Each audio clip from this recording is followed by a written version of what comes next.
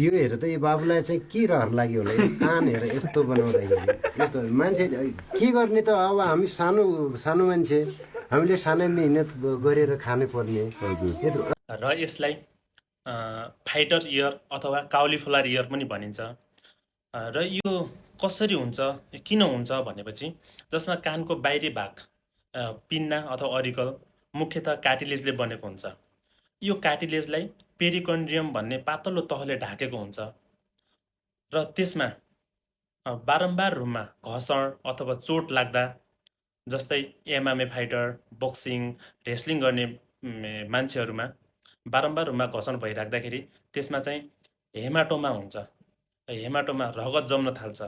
रगत जम्दै गर्दा त्यसमा रगत सर्कुलेटरी रूपमा राम्रोसँग हुँदैन र अक्सिजनहरू त्यहाँ पुग्दैन र विभिन्न मिनरल्सहरू, भिटामिन्सहरू र तत्त्वहरू त्यहाँ नपुग्दै गर्दा त्यसमा चाहिँ असामान्य खालका कार्टिलेजहरू बन्न थाल्छन् शरीरले आफू रिकभर हुने र टिस्युहरू बनाउने क्रममा।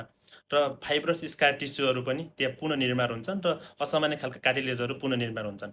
त्यो कार्टिलेजहरू पुनर्निर्माण हुँदै गर्दाखेरि कानहरू बाङ्गो टिङ्गो बाक्लो देखिने हुन्छ र यसलाई चाहिँ समयमा रिकन्स्ट्रक्सन गरेपछि चाहिँ र सर्जरी गरेपछि होइन, ड्रेनेजहरू गरेपछि यो सन्चो पनि हुन्छ।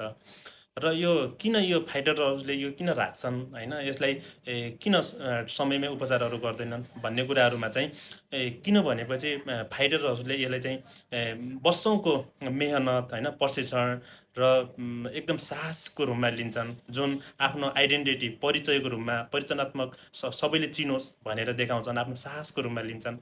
र यो विश्वभरिको फाइटरहरूले होइन, एमएमए फाइटरहरूले चाहिँ यो उपचार गरेको हुँदैन, यसलाई चाहिँ राखेको हुन्छन्। जस्तै तपाईँहरू देख्न सक्नुहुन्छ खाबिबको होइन, खामजातको, त्यसपछि एलेक्जेन्डरको, रेन्डीको, यो विभिन्न फाइटरहरूको चाहिँ यो उपचार नगरेर यसै राखेको चिनारीको रूपमा राखेको हुन्छ है।